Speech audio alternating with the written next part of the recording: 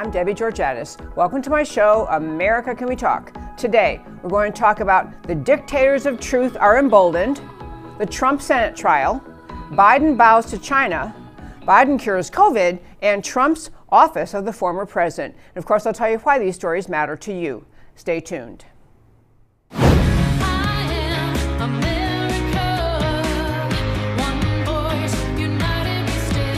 Debbie Georgatos, host of America Can We Talk, is an author, attorney, and political analyst whose mission is to inspire the American political conversation about preserving liberty in the best country on earth.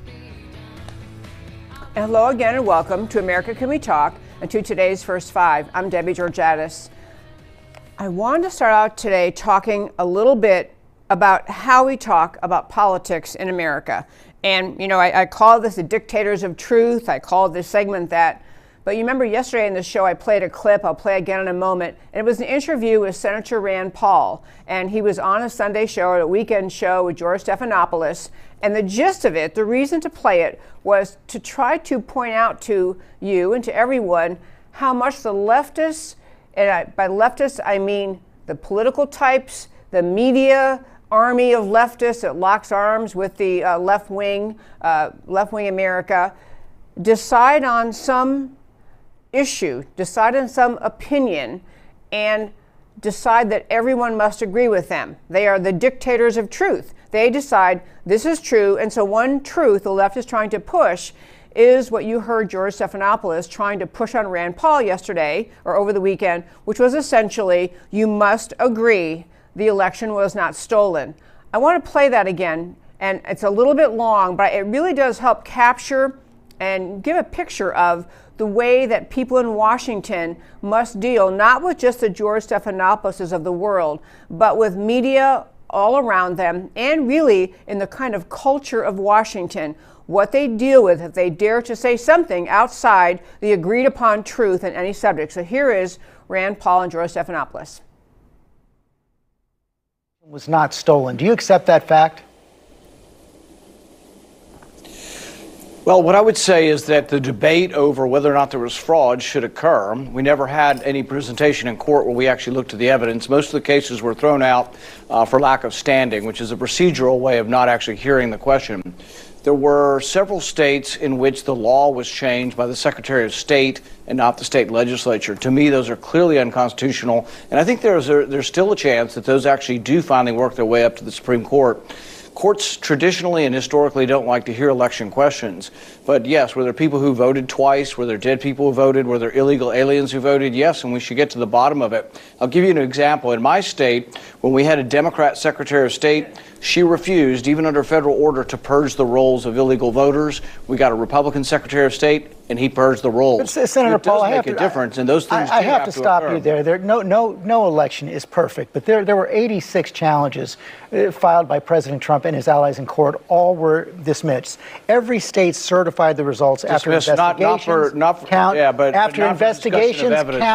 and recounts. The Department of Justice, led by William Barr, said there's no widespread evidence of fraud. Can't you just say the words, this election was not stolen? What I would suggest is that if we want greater confidence in our elections, and 75% of Republicans agree with me, is that we do need to look at election integrity, and we do need to see if we can restore confidence in the elections. Okay, I'm going to jump in there. 75% of Republicans agree with you because they were fed a big lie. We can cut up. You know, that I want us to hear that tone again and talk a little bit in this First Five about how we talk about politics in America and what we have come to recognize in America happens when you're trying to talk about issues that are controversial, on which reasonable, intelligent people can differ.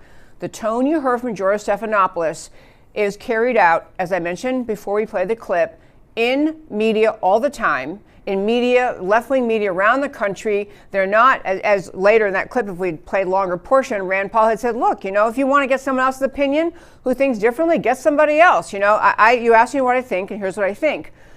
But there is a growing monopoly, an insistence, a kind of a blanket smothering of the idea in America on many issues that you're allowed to hold a different opinion, that you're allowed to deviate from left-wing truth. This is dictators of truth is one way of describing what the left does. They decide what is true and everyone must agree. I want to share a personal story. It isn't personal to me, but a story didn't make the news. It's not a big headline. No one even know about it. But a friend of mine called me last night just to talk about how things are going, what's happening in America. And she ended up telling me a story about a friend of hers who had worked for many years as an executive assistant in some big city. I'm not sure what city it was. Some big city, had numerous jobs. This is a friend of hers from college. Numerous jobs, a big executive assistant, very responsible, had taken a new job with a charity.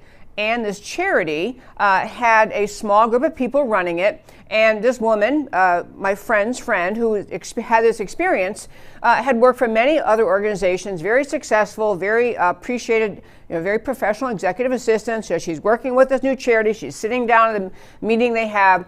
And the woman who headed the meeting, and I believe headed the whole charity, started out by saying, I want everyone in this room to agree that we support Black Lives Matter. This woman said, she really didn't want to be argumentative. She didn't want to have a confrontation, but, she has some challenges or disagreements, or she doesn't want to say, yes, I support Black Lives Matter. So when it got to her, she said, I think Black Lives Matter, of course. I think all lives matter. I think unborn lives matter. I think senior citizens' life matters. I think everyone's life matters. But that wasn't good enough. This is a charity whose business has nothing to do with Black Lives Matter. Nothing to do with anything related to that organization.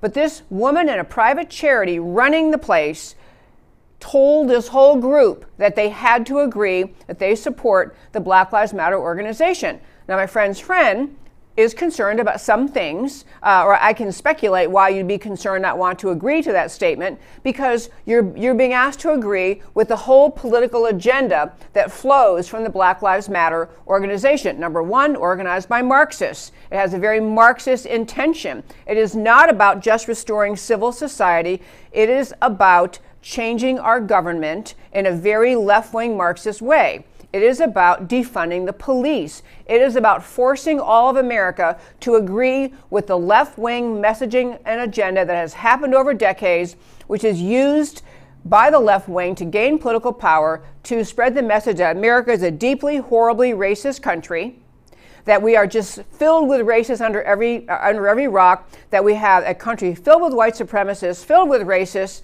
that it is barely tolerable to even live in America unless you happen to be a white person. It is a political agenda that the Black Lives Matter sets forth of defunding the police and all sorts of other agenda items that this woman who's just trying to do her new job at a charity did not want to sign on to. So she just said, look, I think all lives matter, and that's where I stand. So the meeting ends.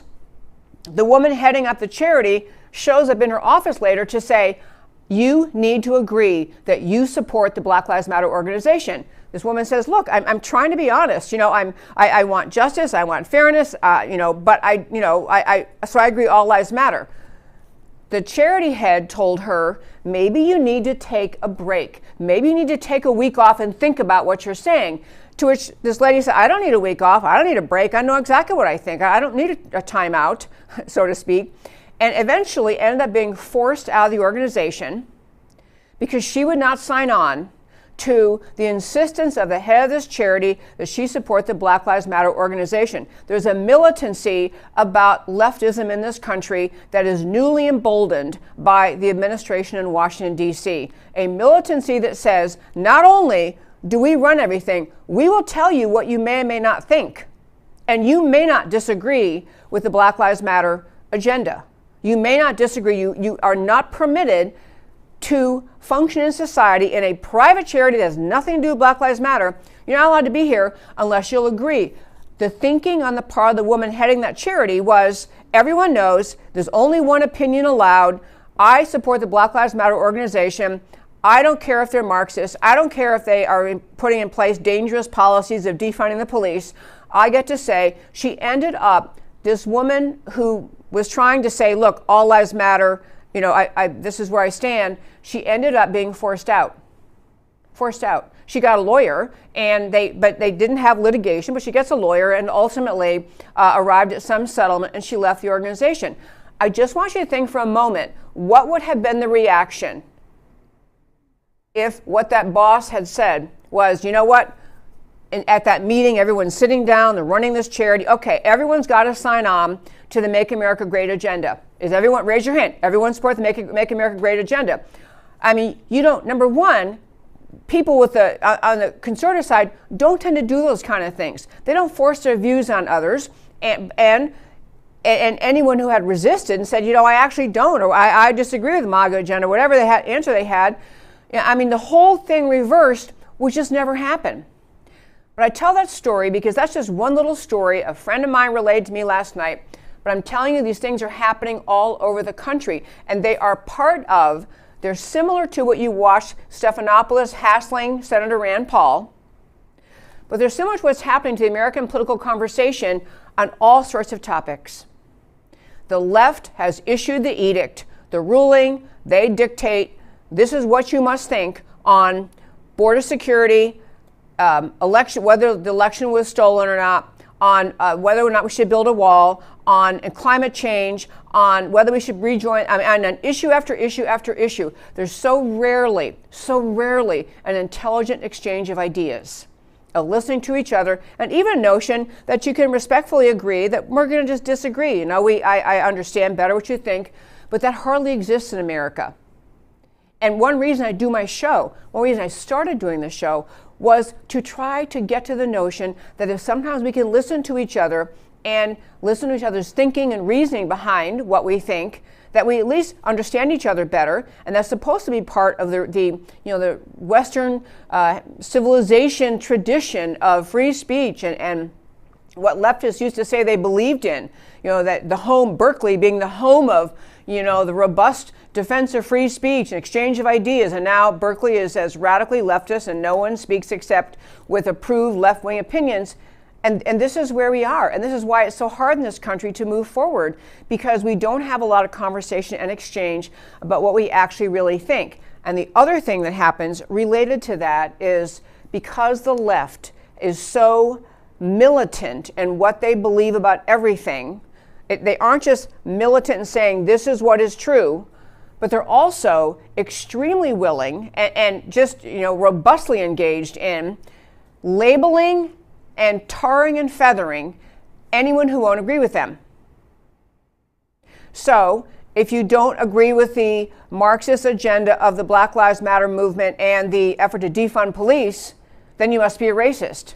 And so there's no conversation because, someone saying, well, I don't support Black Lives Matter doesn't mean they're racist. It may mean they're deeply concerned about race relations and they view the agenda of the Black Lives Matter movement to be harmful.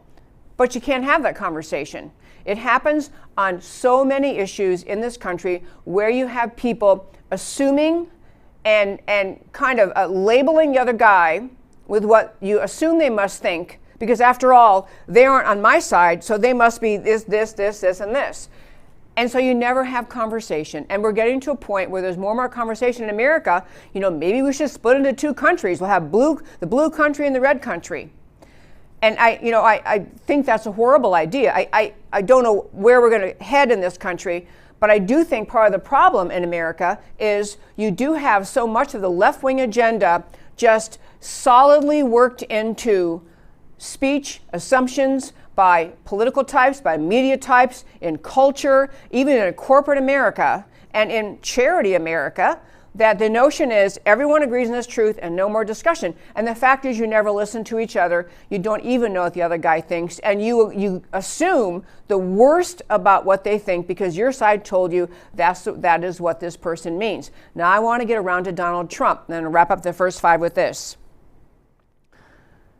So when Donald Trump came along in 2016, or 2015, I guess, was a big ride down the escalator, and ran his campaign in 2016, there had been a hunger on the part of millions of Americans as they watched our country over, and you can name the period of time. It wasn't just the previous 8 years under President Obama, but that was when it came to more of a head and more people realized it. But Americans, people who are just patriotic, mainstream, Main Street, love America, love freedom type Americans, had watched the government in Washington.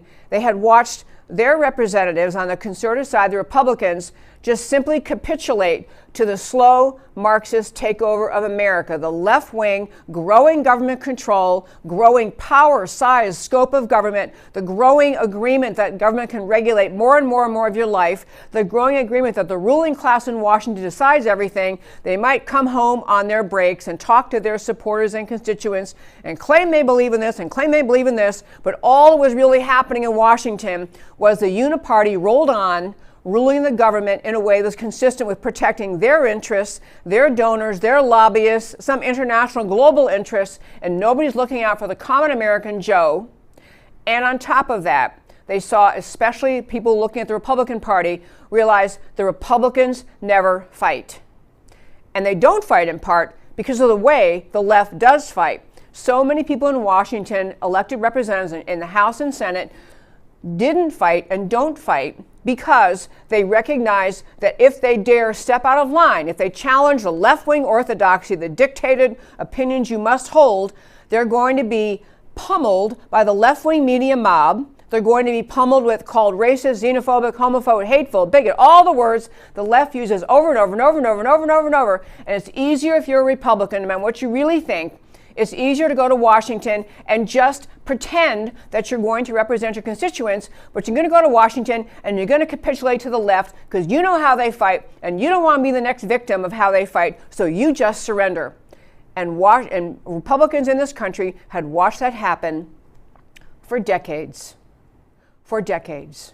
Even when we had a Republican president, or intermittent with Democrat presidents, even when we had a Republican president, we watched the Republicans capitulate on issues, always going along with bigger government, more government control, larger bloated bureaucracy controlling every aspect of your life, using the excuse of climate change, environmentalism, whatever the latest excuse was. It was always the government's growing bigger and no one's looking out for the American citizen. This is why Trump was popular in 2015, 2016, why he handily won the primary and then won the election. It's because he was speaking to the average Joe American, saying, hey, I get what's happening here. No one's listening to you. That's what the people, what they heard. People who opposed him and the way the left-wing media went after him immediately, of course, went into their attack mode, which is how they report on Republicans and conservatives, which is just a relentless attack mode, and labeled Trump a bigot, xenophobe, homophobe, all the names they always come up with, just the whole litany of names. And this is how they tagged Donald Trump for 4 years.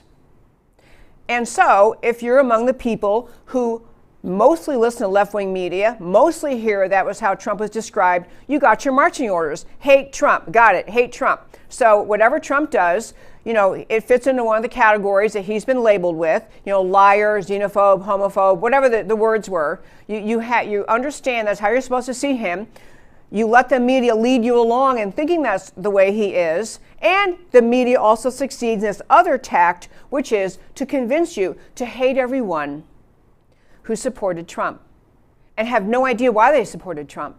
To think that everyone who did support Trump did it for the reasons the left-wing media tells you, because they've just finished telling you that anyone who supports Trump is equally guilty of this long list of ugly accusations we're making against Trump. So we had a very, very hard time in 4 years in this country. We had patriots paying attention who supported Donald Trump and his agenda. But to be clear, not many Trump supporters did not agree with every tweet, every position taken, every policy. Many people would say, I voted for Trump and I like him, but I didn't like this tweet. I wish he would tweet less. I wish he wouldn't say this. I wish he hadn't said this or that. It wasn't as though the people who signed on to support Trump just said, whatever he says and does, fine with me. They're actual thinkers, serious thinkers about the preservation of America as a country rooted in freedom, who stood with Trump because they saw what he was doing, restoring American liberty, restoring respect for the individual citizen, restoring the notion of the government exists in America by the consent of the governed for the purpose of protecting the individuals and their right to life, liberty, pursuit of happiness. That's the purpose of government in America. That's why people got behind Trump. But the media built up so much hatred toward him that I'll just tell you one quick story. I found it kind of mind-blowing. I'll wrap up the first 5 with this. So there's this website called Reddit, which I don't really ever go to, Reddit, Reddit. So they have some story in Reddit where people can talk about politics, I guess. I don't go there, so I don't really know what's on there. But this story got a lot of attention online because some young man had written on Reddit that he was so angry with his father, his own father, because his father supported Donald Trump. And this young man writing on Reddit, hates Trump. So, okay. So this kid writes on Reddit that when his father died, because he was so angry with his father for supporting Trump, that he had actually had his father cremated against his father's wishes. I mean, just talk about the level of hatred a kind of act like that represents. The level of just visceral hatred. Had his father cremated, which wasn't what the dad wanted, against his wishes, and then threw the ashes in the trash to prove what a really, I don't even know what he thought he was proving. And I mean, on a personal level, actually doing that when you deal with the death of a parent, many of you have been through that, or death of a loved one, it's a tender thing. You're very careful and thinking through what the person would have wanted, what would be their wishes, honoring their life, all the things you do when you lose a loved one. This guy not only did this in his private life, decided to go ahead and have his dad cremated against his wishes and then throw his dad's ashes in the trash, but was so proud of it, so proud of his expression of hatred, he wrote about it on Reddit. And I tell you that story to say, I do this, I get passionate on this show. I get passionate, and I'm always and forever about preserving the unique idea of America and its roots in the right of man to live in freedom. To not live under socialism, communism, or any other ugly-ism, but to live in the freedom that we were guaranteed in our founding, that is what America is all about. So I get passionate talking about like that, and I do mean the things I say. I'm very careful in researching the stories I write and researching, the issues and being able to present them in a factual way. I'm very careful about that, but I'm very passionate about that.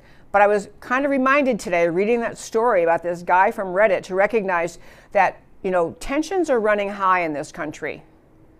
The level of suspicion and making the worst assumptions about everybody else who isn't on your political team, the level of that is through the roof in this country.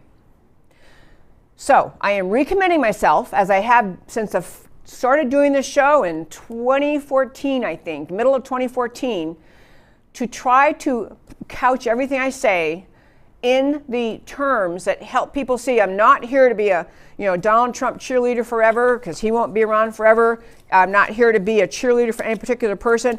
I'm here to be a cheerleader for America and for the ideas of America, and to encourage a dialogue and exchange that's supposed to happen in America. And I'll tell you, I ran out of time. I have to go on to other things, but I have two things I want to mention, and you can find them on our website, americacanwetalk.org. But kind of, it goes back to my earlier point about just kind of the dictators of truth, which is what the left thinks they are. They get to dictate what everyone else must believe is true because they think they're the only ones who get to decide truth. There are several quotes out of George Orwell's 1984, several quotes out of George Orwell, the author, and a letter written prior to the time he wrote the book 1984. Others written by a book called Darkness at Noon. There are quotes that you can, and they're in articles that are now on our website, americacanwetalk.org. But I'm getting at this point, and to close up the first five, it has been recognized throughout the history of man that there are people who spend their time trying to manipulate the thought of others, trying to infiltrate society and culture and churches and institutions of all kinds to inflict their thought, to impose their thought, to disguise their agenda, but impose their thought on other people and have other people emerge thinking, not recognizing what's happened to them. It's like the CIA's kind of mind manipulation stuff. It's as old as time. The CIA doing this kind of things, mind manipulation, planting stories, then we believe them. And that way the whole society is molded and morphed and tweaked and pushed around into what the molders of thought want you to think.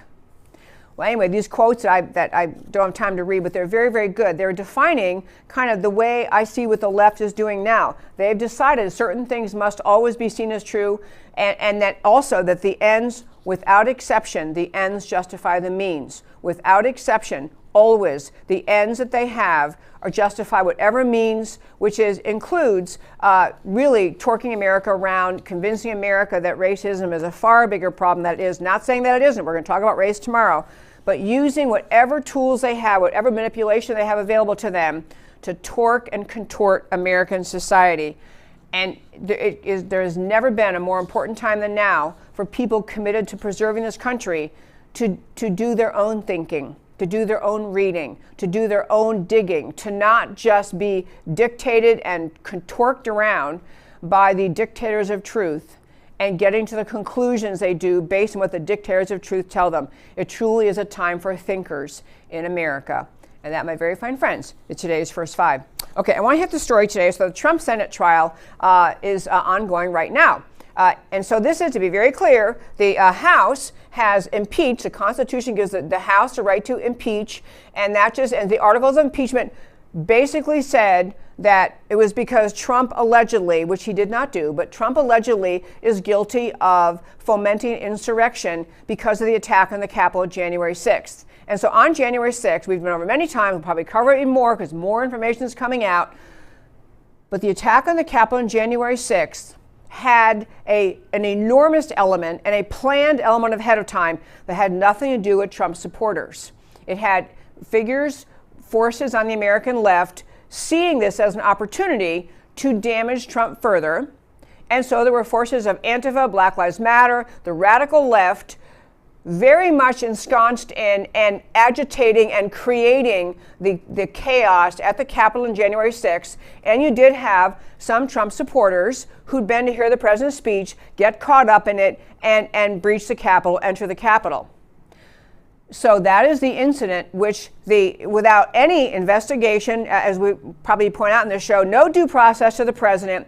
This all happened on January 6th, and the House leaped into action to impeach the president over this incident without the investigation of understanding. When more and more facts come out, actually now we've learned the DC police had noticed ahead of time. They knew there was going to be something. No one's there protecting things. I mean, just crazy level stuff. The kind of thing would never stand up in a serious court, but the left decided this is our chance to impeach him again, make him the only president impeached twice, and now it's over in the Senate. Obviously, President Trump is out of office, but today is the beginning of this trial effort in the Senate. And I want to hit a couple points about this and why this is so important. I'm not going to cover every detail of it, but I want to cover some things that really, really matter, in my view. Number one, over this last year in this country, we have watched the forces of Antifa and Black Lives Matter attack American cities, not just, one night of violence after the George Floyd incident in Minneapolis. We're talking months upon day after day, week after week, month after month in cities all over the country. And we're not talking about peaceful protests where you're in the streets or you're in a public park waving signs. We're talking months and months of violent anti-Trump protests, violent protests against America as a racist country, violent protests against police, against the rule of law. You had the idiots at it was Portland or Seattle, one of those two that took over an area, actually putting out, they demand communism now. At the end of capitalism, we demand communism. Capitalism is racist. I mean, wild leftist attack on America, on President Trump, anti-American attack, and fomented and legitimized by the left in America. You can't find a member of the House or Senate who stood up and said, this has to end. Stop. This is not the way to solve things. We can't do this. The left saw the attacks on America by Antifa, Black Lives Matter, and other radical leftist, communist hate groups. They saw those as a vehicle to gain political power. They saw those as frightening the American citizens, and the other avenue of their seeing of this as a virtue to help them somehow was a notion that eventually people would think they'll somehow blame Trump for this action by people who hate Trump. These weren't Trump supporters doing this. These are Trump's, biggest enemies. These are Trump haters who did this. And yet somehow the media blames Trump, or somehow it's all Trump's fault.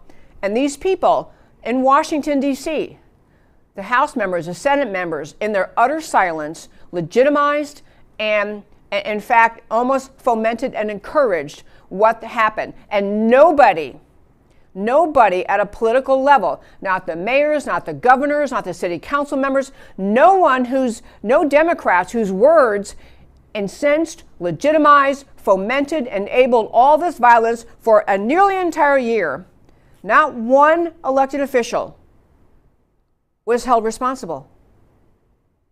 I mean, many more deaths than the Capitol incident on January 6th, much more destruction, much more physically attacking, killing police officers, burning buildings, burning police cars, taking over, all of that, not one official held responsible, and the Democrats benefited from this.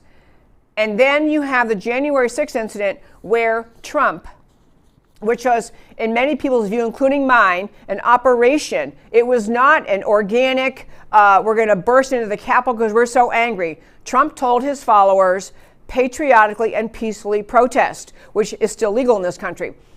But you have now that the Democrats got power by permitting, fomenting, enabling what happened all year long, and one incident at the Capitol, and this justifies their decision to impeach Trump as now we're over the Senate trial. And I'll tell you something, a couple of things to keep in mind about this.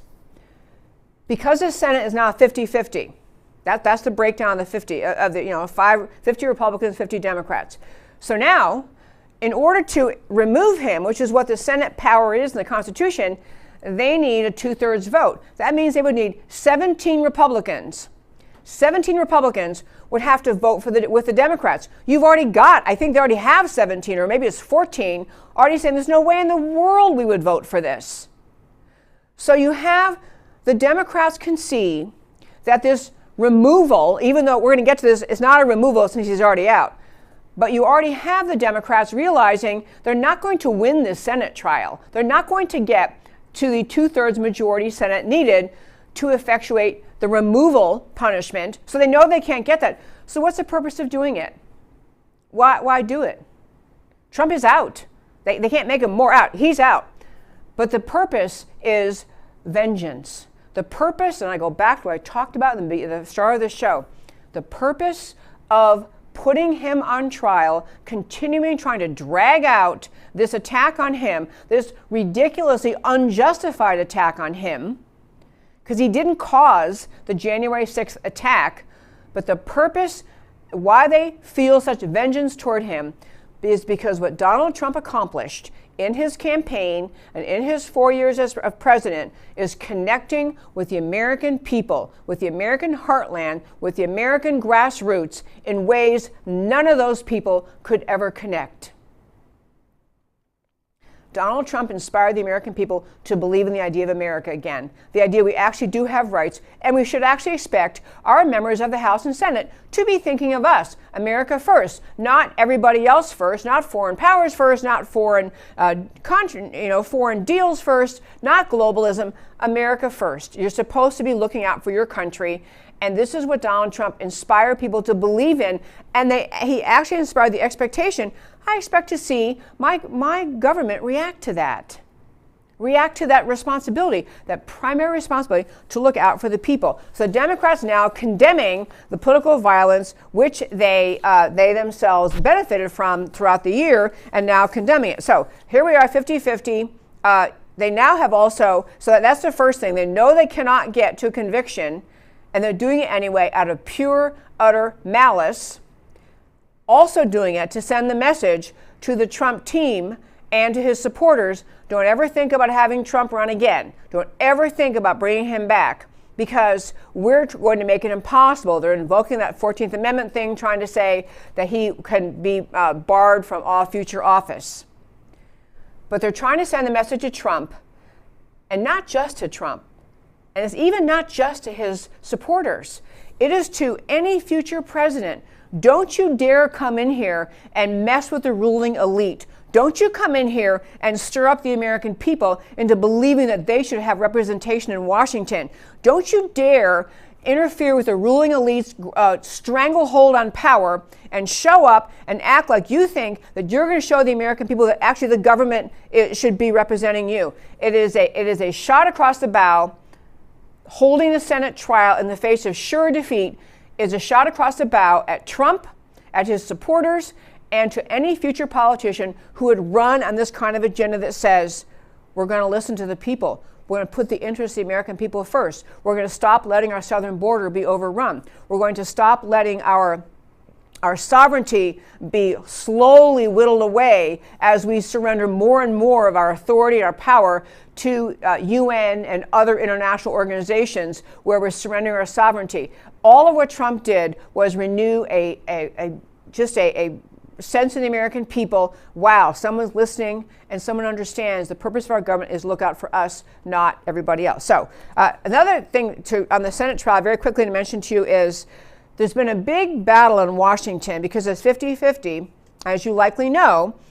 When there's a tie in any vote, the tie is broken by the president of the Senate, which is by constitutional law, Constitution, is the sitting vice president. So assuming Biden, bumbles his way through for a while longer before they take him out, you have Kamala Harris. She's the vice president. She'd be the tiebreaker.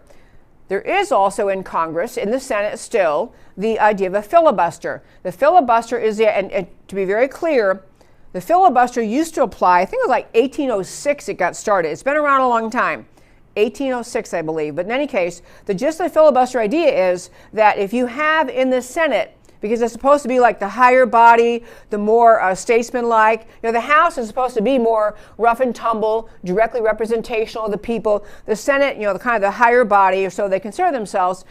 And the concept is that when you have very controversial things in the Senate, to move it forward, you have to be able to have, you must have the 2/3 of the senators at least willing to move forward on the issue. And so the filibuster used to be used, which is basically you get up and you start talking and you won't shut up. You're making the point that we, our side, will filibuster this issue because we're not going to agree with you. And once you use the filibuster, you kind of end the current negotiation on any issue. You got to go back to the drawing board. We used to have the filibuster originally also for the appointment of federal court judges. We had the filibuster taken away by the Democrats when they were in charge because they wanted to force their choices for the federal bench through the Senate at a time they couldn't get the 2/3 vote. So the filibuster is not in the Constitution, it's not in federal law, it is simply kind of a, lack of a better term, gentleman's agreement. It's a standing practice. And so the filibuster was taken away by the Democrats first when they wanted to have their ability to appoint federal court judges when they didn't have 2/3 of the Senate. So they just got rid of they had the majority, they got rid of the filibuster rule. So then a simple majority could appoint judges to the federal courts. And then the Republicans took away the filibuster when it got to the Democrats tried to leave it intact for Supreme Court justices. So we got around to where the Republicans had the majority and they said, you know what, we're getting rid of the filibuster rule because we are, because we don't have 2/3 and we have appointments to make. And so now there's no filibuster rule. No way for the party that doesn't have the majority, there's no way for the minority party to stop those kinds of appointments or review of their possible appointments using filibuster. But the filibuster is still in place for legislation. And I want to just tell you why the concept of it is, and especially you can see now where we are in a pretty much oligarchy situation. We have one party has all the power, has the White House, has the House, and has the Senate by, if you count Kamala Harris voting to break a tie. So you have one party rule, and they are massively ruling, moving forward at just freight train speed, just breakneck speed, to try to solidify their power. I mentioned this yesterday, to try to change election law in every state. Which, by the way, there's a lot of good answers to how they maybe can be stopped doing that, but trying to change election law, and all election integrity law protections in any state, and to also instantly grant amnesty to millions of people in America who are illegally here. Those two things together, coupled together, as I talked about yesterday, give the Democrats a lot of power. But back to filibuster, understand the situation. We still have the filibuster for legislation. And you can see now what a great protection it is, because with the Democrat majority everywhere, Democrats running everything, if you don't have the filibuster, and so the Republicans in the Senate would have no way to stop a bill, plowing forward, then you literally would have, it's kind of like dictatorial rule. You'd have the president, you'd have the House and the Senate run by the Democrats, get anything they want. Republicans basically have no say because Democrats have the majority, and the Democrats do whatever they want to do. They send it to the White House, Biden signs it. At the end, one-party rule in this country. So the filibuster stands as a protection for the minority party. In legislation, many times there's been discussion, should we get rid of the filibuster, get rid of that entirely? Well, Chuck Schumer, the Democrat, now majority leader, Chuck Schumer, has said, yeah, let's get rid of the filibuster, even for legislation. He's just a full bore, with the Marxists got control and we're taking over, and he wanted to do that. And so that would basically say the Republicans, they really can't do much of anything. However, two Democrat senators bravely stepped up and said they would not go along with ending the filibuster rule for legislation. It's like a miracle, and it's a wonderful thing. It's actually a very statesmanlike thing to do, very statesmanlike, because it's going to force, what the point of the filibuster rule is, it forces the majority party to negotiate and listen to the minority party. So two Democrat senators, Kristen Sinema from Arizona, which was a complete shock to people. I think people didn't know that came out of left field. And then Joe Manchin from West Virginia, who is very often, at least he talks about a good game, about trying to listen and support, to be more bipartisan, to listen, even though he pretty much votes leftist. But the two of them standing there said, we're not going to support ending the filibuster for legislation. So now we have that level of protection. This is a good sign. This is a good sign because it's helping people recognize that they just cannot, they can't go this kind of nuclear option of end the filibuster and just plow everything Democrats want through. It is a little bit of a hedge of protection for the Republicans in America and the Republicans in the Senate. So now McConnell and Schumer working on a power sharing deal, apparently, and this is a good thing, apparently kind of working out a power sharing deal that will allow more back and forth consideration. One little factoid to throw in there, very, very interesting. A guy named Brian Jack, whom I had not heard of before, but Brian Jack, who was Trump's former political director at the White House, apparently spent the weekend talking to some senators about the idea that, this impeachment trial is crazy. This impeachment trial is ludicrous. Trump's out of office. A lot of consideration whether there's even a constitutional right of the Senate to hold a removal trial, and the president's already out. Jonathan Turley weighed in, one of the very esteemed law professors in the country, said you cannot hold a removal trial when he's already gone. The Constitution doesn't permit that. I think Dershowitz said that too. So anyway, but this is ongoing. But Trump is weighing in a little bit through his this guy Brian Jack, and basically telling him, the Republican senators, Trump's still around, not going anywhere. So beware. And part of what he's threatening, what we'll talk about a little later in the show, is Trump has now set up the office of the former president, which I think is very funny. We'll get to in a moment. But office of former president, and part of that is he's going to be looking at pushing the Trump agenda, which is the pro-America agenda. Pushing Trump agenda, keeping an eye on things, trying to keep people informed, keep speaking and be out there letting people understand the Trump agenda, and possibly supporting candidates. Including, I would guess, primary candidates to challenge any of the senators who felt wobbly, if they, about what to do about the impeachment thing. I think a message they may have gotten from Brian Jack is, I wouldn't go there, Republican senator, voting on impeachment, because you just might get primaried by the Trump team moving forward. Last quick thing on this story, Jonathan Turley's also said that Trump would have standing to challenge even the existence of the impeachment trial. Okay, so that is that on that. I had a clip from Turley, but I don't have time to play it because I don't want to run out of time here. But I do want to mention, oh, by the way, so they had a vote today, just a little while ago.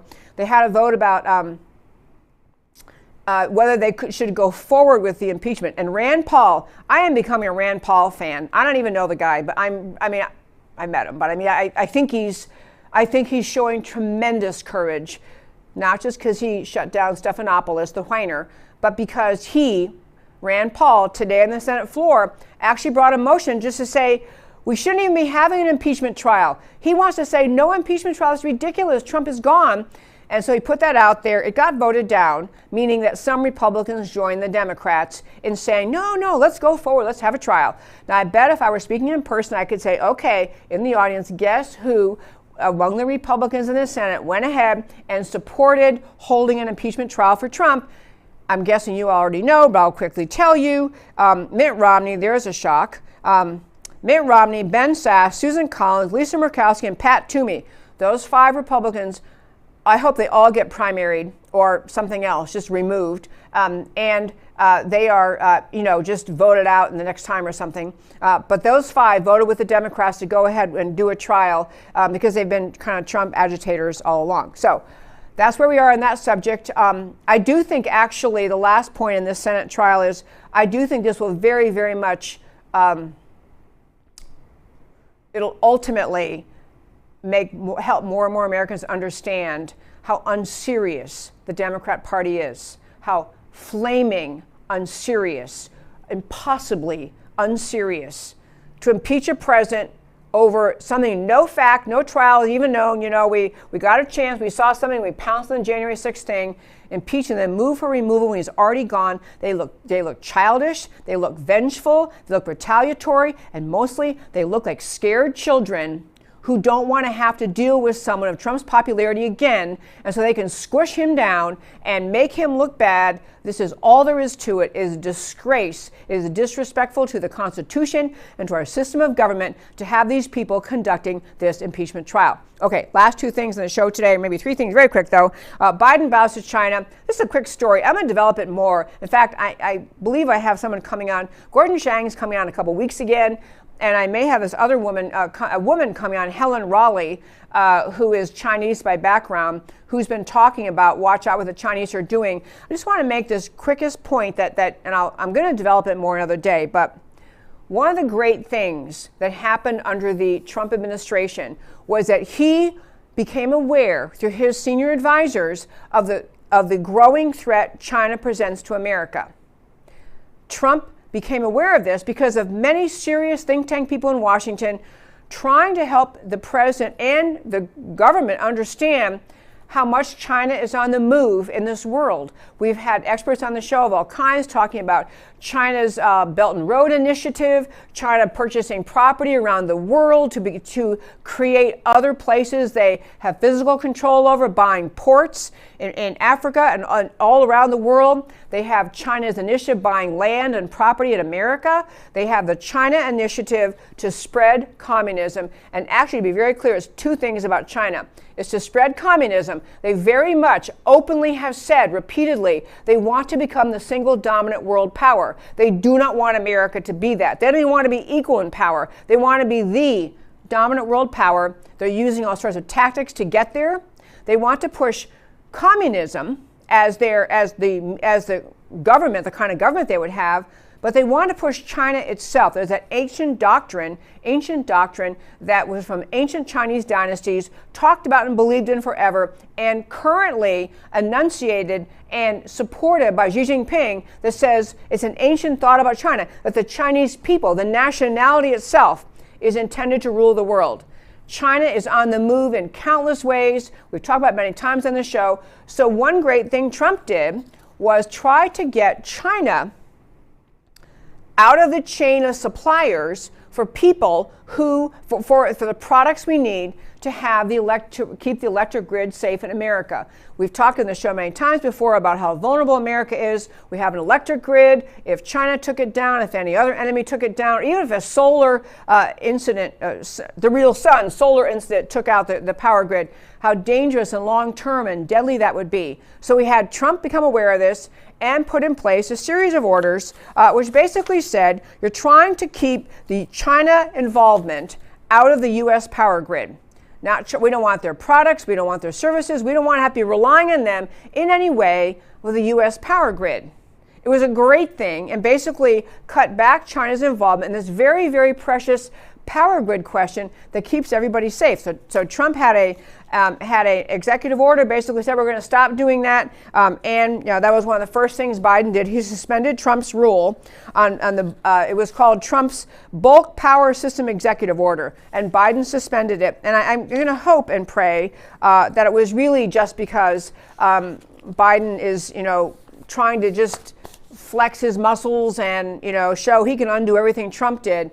I hope someone in his administration can help him understand this is vitally important. I understand there are people in the State Department that advise him, advisors who advise him, but we had a lot of vulnerability to China over decades in this country because of alleged experts in Washington, the State Department, other places, who just wanted to be the knowledgeable international elite that love the idea of China as our pal, China as our buddy, and we're building global relations, and we're made America more vulnerable and less safe because of the main decisions we made with China. Trump stood up for it. Biden has now suspended that. I'm gonna follow up more on that later, but it's a very dangerous thing. And in a very similar thing, I call this particular one Biden cures COVID.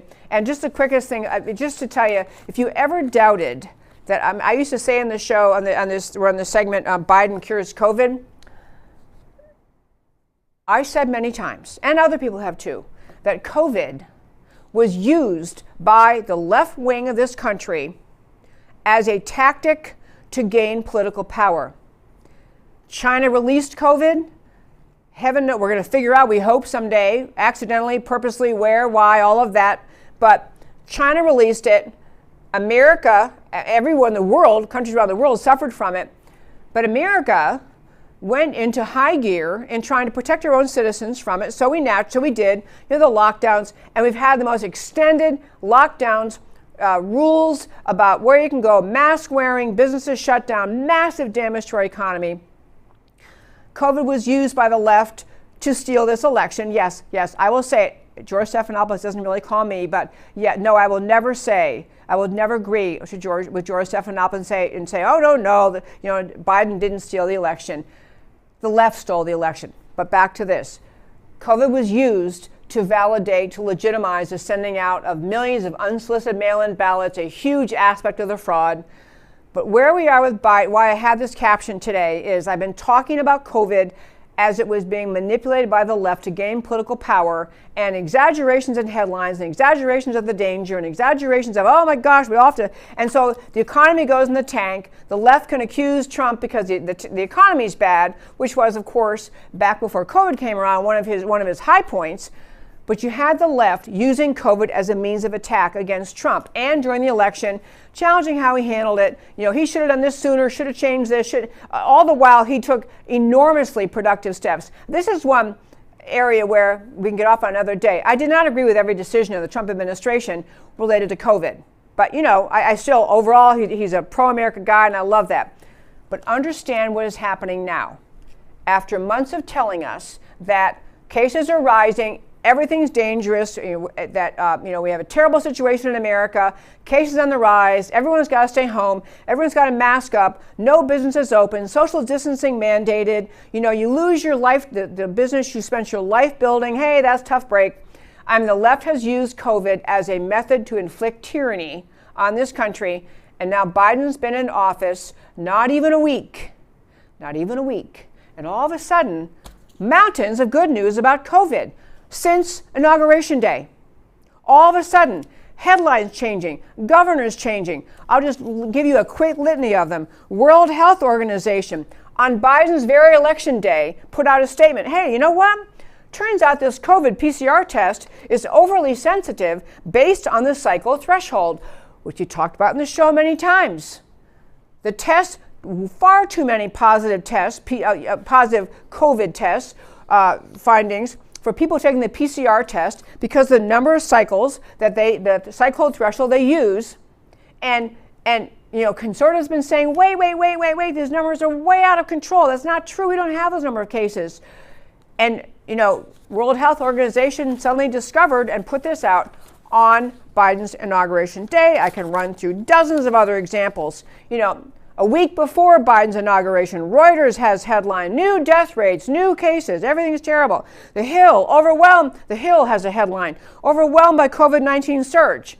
All of a sudden, Biden's inaugurated. What do you know? Bloomberg, COVID cases fall in 46 states.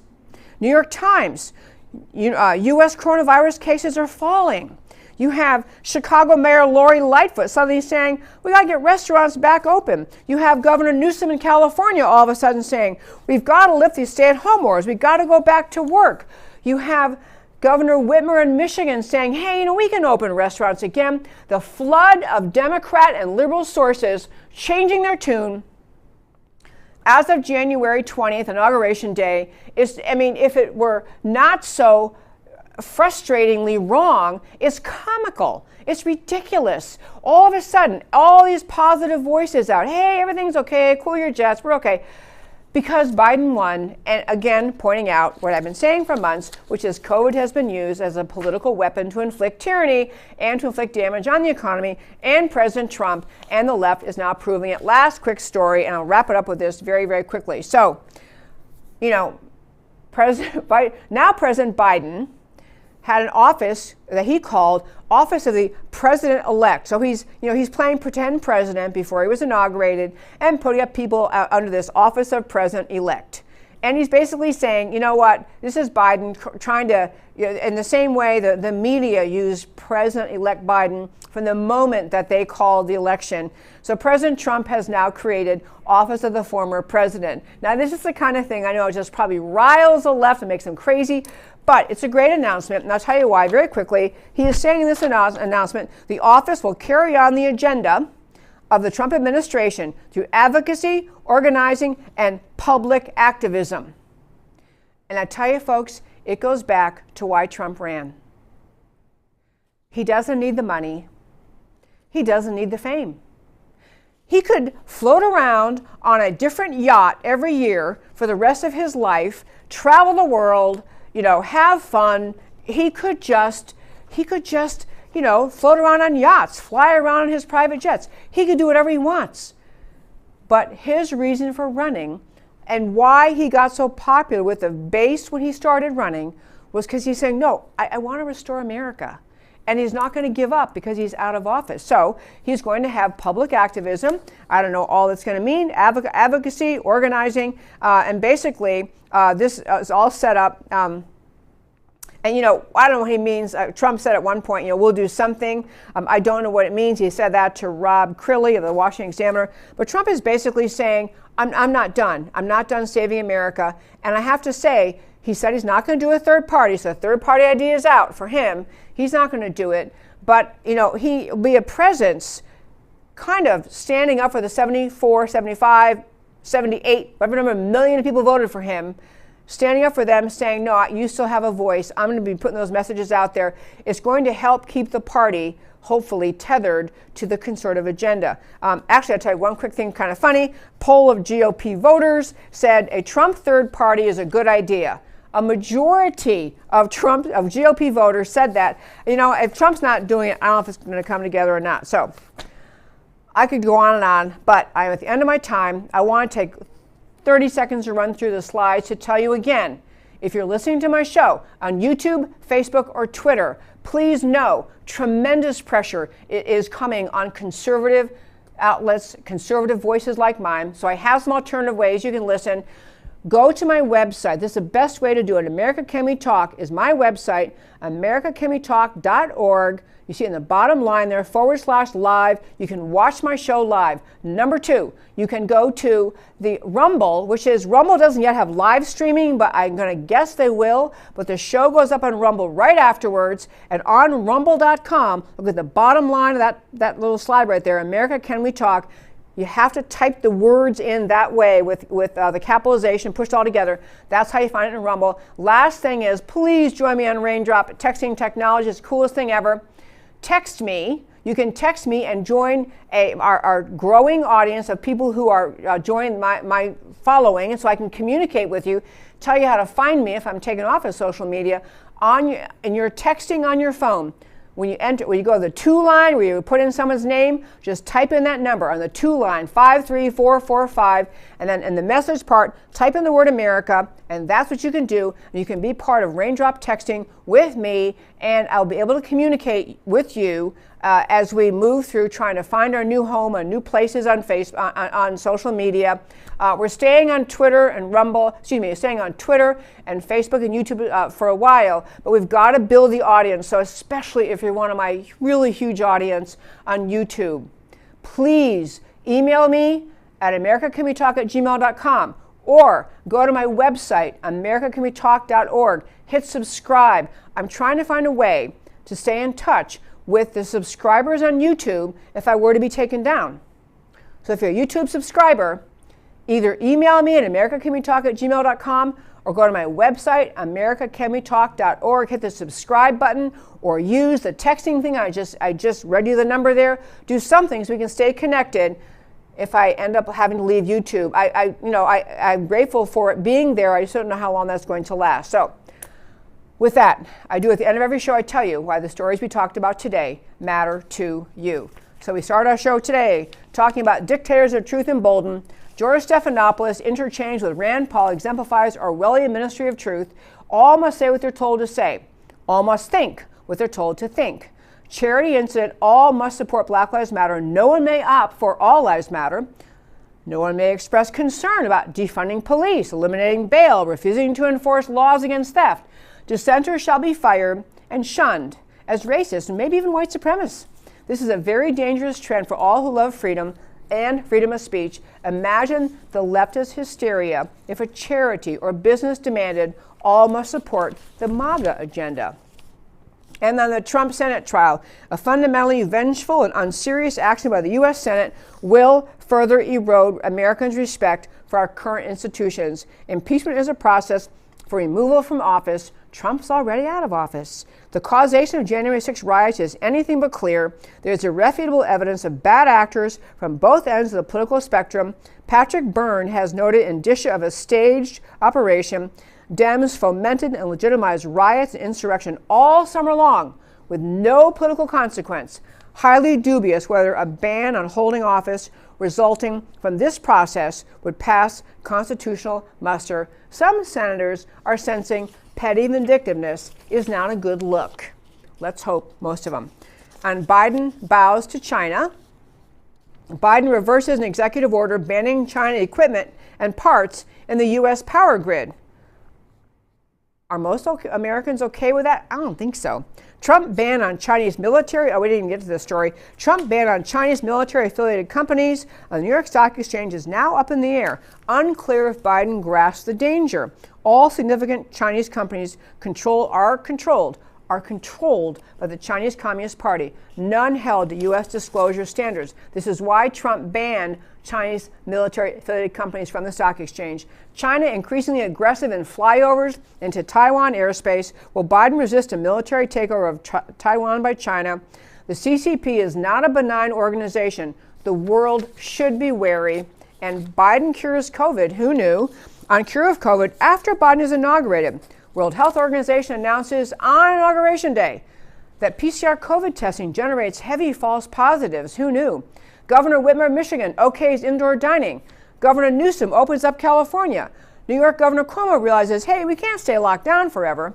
Media suddenly able to paint a rosier picture in headlines. Cases are falling. Americans don't like their intelligence insulted. Medical science hasn't changed, only political power has changed. Questions proliferate. How much of the pandemic management experience was driven by politics and how much by medicine? And last, my fun little topic, Trump opens office of the former president, why it matters, trolling Biden's office of the president-elect, apparently intends to stay involved with a MAGA agenda rather than retire, denies interest in forming a new political party, affirms interest in primarying GOP incumbents. This we could go with. This is why the swamp is driving for impeachment, conviction, and ban on future office holding. It's because America loves the MAGA agenda, and this drives the swamp crazy. And this, my very fine friends, is America Can We Talk for today. Thank you so much for tuning in every Monday through Thursday at 3 p.m. Central Time to America Can We Talk. We always talk truth about America because America matters.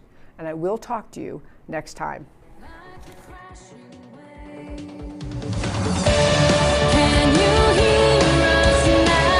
America Can We Talk? Truth about America.